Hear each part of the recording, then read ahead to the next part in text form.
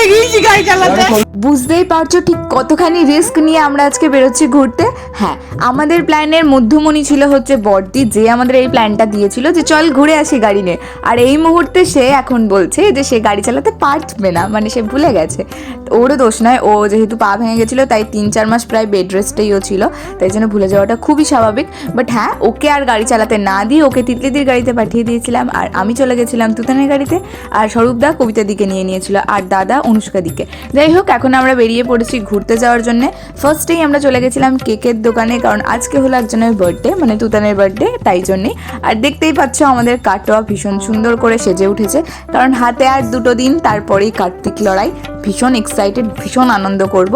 তো দেখতেই পাচ্ছ এখন আমরা বেরিয়ে পড়েছি ঘুরতে। বিভৎস জোরে আমাদের গাড়ি চলছিল, কারণ দাদার একটা সাডেন কাজ পড়ে যায় আর দাদা চলে যায়, তাই তুতানের গাড়িতে অনুষ্কা দিকে পাঠিয়ে আমি স্বরূপদার গাড়িতে উঠে পড়ি। আর আমরা বিভৎস জোরে চলছিলাম কালকে, কারণ আমি জানি না আমাদের মরার পাখনা গজিয়েছিল আর কি। যাই হোক, দেখতেই পাচ্ছ অনেক দূর এগিয়ে গেছি, বাট আমরা খেয়ালই করিনি যে পেছনে আর ওরা আসছে না, ওরা দাঁড়িয়ে পড়েছে।